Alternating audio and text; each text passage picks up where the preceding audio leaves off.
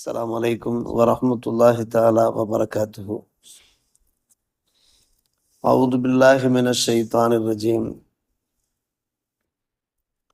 بسم الله الرحمن الرحيم. يريدون أن يطفئوا نور الله بأفواههم ويأبى الله إلا أن يتم نوره ولو كره الكافرون. هو الذي أرسل رسوله بالهدى والدين الحق ليظهره على الدين كله ولو كره المشركون. ஆமன்னா பில்லா சதத்துல்லாஹ் மௌலானல் அலியுல் அதீம். மக்கள் நாடுகிறார்கள், தங்களுடைய வாய்களாலேயே அல்லாஹ்வினுடைய பேரொளியை அணைத்து விட வேண்டும் என்று நாடுகிறார்கள். ஆனால் அல்லாஹ் தன்னுடைய அந்த பேரொளியை முழுமைப்படுத்திய தவிர, பூரணப்படுத்திய தவிர இல்லை. காபிர்கள் அதை வெறுத்த போதும் சரி, அல்லாஹ்தான் தன்னுடைய இறை தூதரை நேர்வழியை கொண்டும் உண்மையான மார்க்கத்தை கொண்டும் அனுப்பி வைத்தான். எல்லா மார்க்கத்தையும் விட இந்த மார்க்கம் மேலோங்குவதற்காக. முஷ்ரிக்கீன்கள் அதை பொறுக்காவிட்டாலும் சரி என்று அல்லாஹ் ரப்புல் ஆலமீன் சூரத்து தௌபா 9ஆம் அத்தியாயத்திலே 33ஆம் வசனமாக பதிவு செய்திருக்கிறான். அன்றைய காலகட்டத்திலே இஸ்லாத்தை அழிக்க ஒழிக்க பெரும் முயற்சி எடுத்துக்கொண்டார்கள். அதனுடைய ஒளியை, பேரொளியை அணைக்க பெரும் முயற்சி எடுத்துக்கொண்டார். அல்லாஹ் சொல்லுகிறான், இது அணைக்க முடியாத பேரொளியாக அல்லாஹுடைய பேரொளியாக இருக்கிறது. அல்லாஹுடைய பேரொளி எப்படி அணைக்க முடியும்?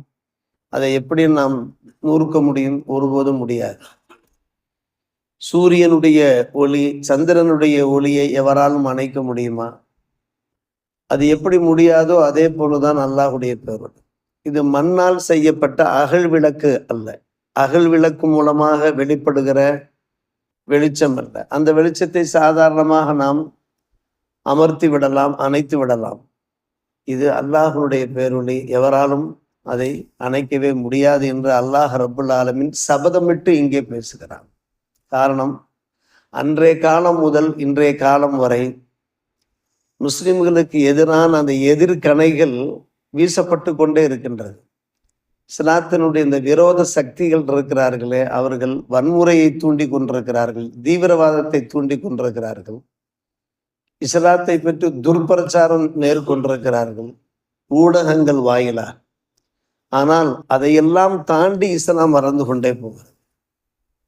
இஸ்லாத்திற்கு எதிரான எத்தனை எதிர்ப்பு கணைகள் ஏவப்பட்ட போதும் கூட அந்த இஸ்லாம் நாளொரு மேனையும் பொழுதொரு வண்ணமுமாக வளர்ந்து கொண்டிருக்கிற காரணம் இந்த அல்லாஹ்வுடைய சபதம் தான் காரணம்.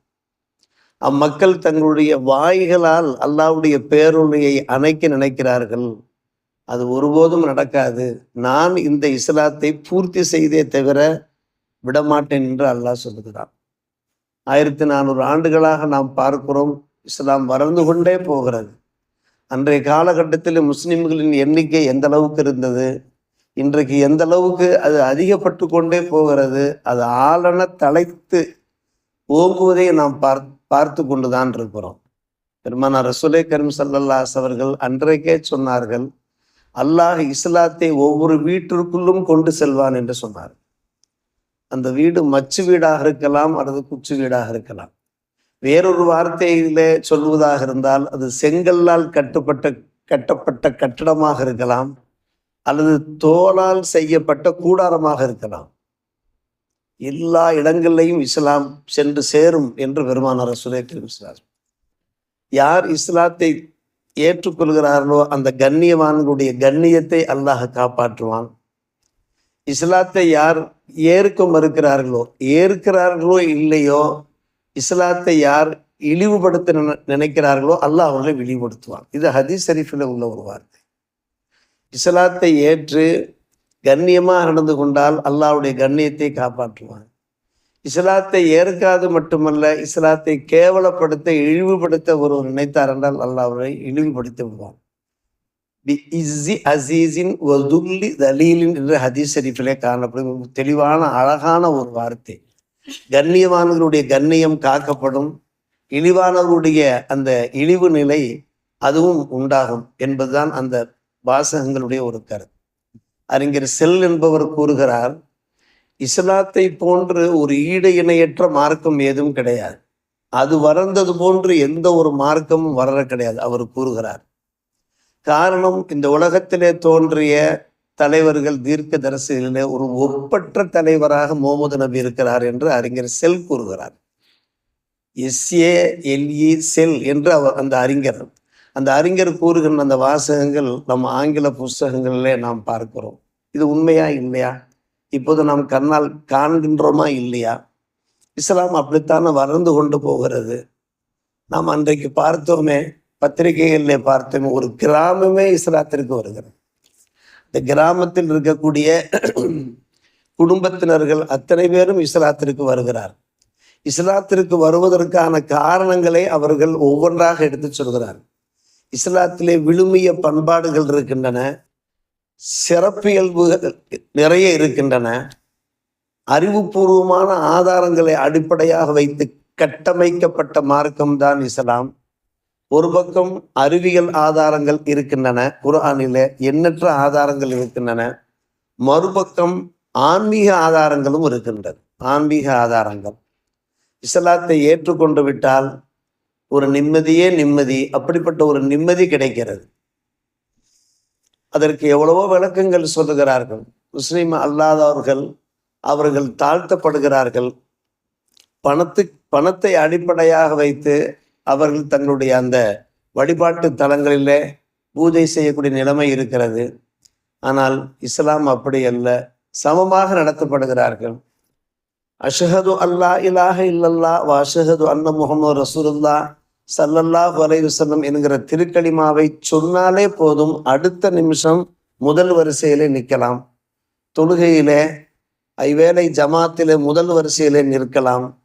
கொஞ்ச நாட்கள் ஆகிவிட்டால் அவர் இஸ்லாத்தை கற்றுக்கொண்டு விட்டார் என்றால், அவர் கிராத் ஓத கற்றுக்கொண்டு விட்டார் என்றால், தொழுகையினுடைய சட்ட திட்டங்களை அவர் புரிந்து கொண்டு விட்டார் என்றால் அவர் இமாமாகவும் நிற்கலாம்.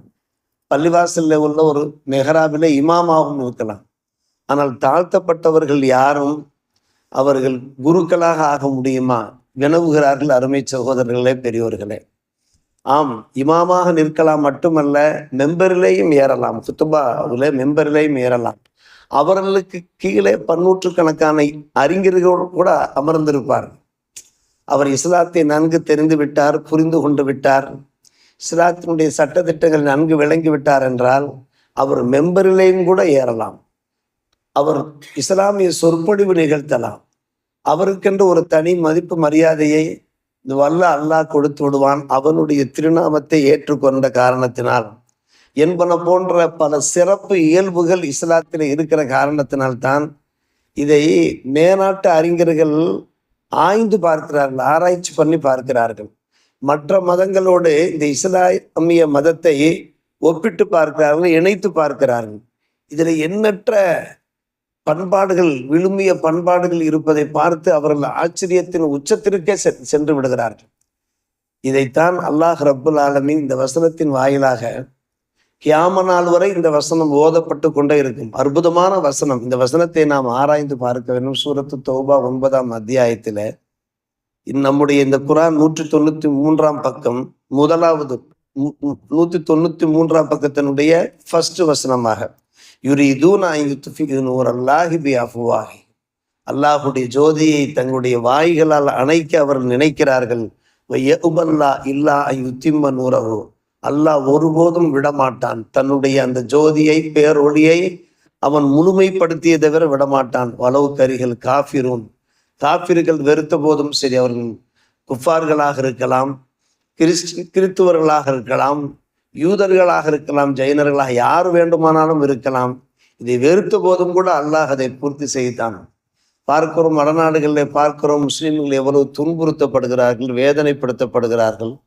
அவர்களுடைய அந்த கொள்கைகளை திணிக்கப்படுகிறார்கள். நம்முடைய சிறு பிள்ளைகளை போட்டு அடிக்கிறார்கள், வயசானவர்களை போட்டு துன்புறுத்துகிறார்கள்.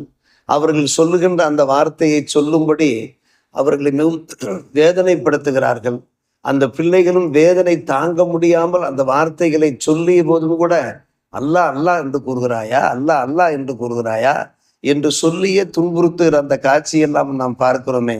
இத்தனை எதிர்கணைகளுக்கு மத்தியில் தான் அன்பான பெருமக்களை இஸ்லாம் வளர்ந்தோக்கி கொண்டே போகிறது. தொடர்ந்து அல்லாஹ் சொல்கிறான், அல்லாஹ் தன்னுடைய திருத்தூதரை நேர்வழியை கொண்டும் உண்மையான மார்க்கத்தை கொண்டும் அனுப்பி வைத்திருக்கிறான். எல்லா சமயத்தை விட, எல்லா மதத்தை விட அதை மேலோங்க செய்ய, முஷ்ரிக்கீன்கள் வெறுத்த போதும் சரியே என்று கூறுகின்ற இந்த வசனத்தின் வீரியத்தை, அதனுடைய அந்த முழுமையான தாக்கத்தை இன்றைக்கு உலகமே கண்டு கொண்டிருக்கிற அந்த கண்கொள்ளா காட்சியை நாம் பார்த்து கொண்டிருக்கிறோம்.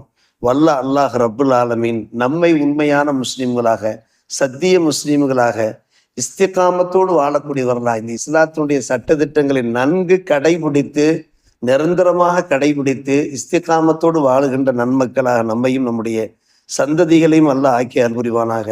வாஹிர் தாவான் அல்ஹம்துலில்லாஹி ரப்பில் ஆலமீன்.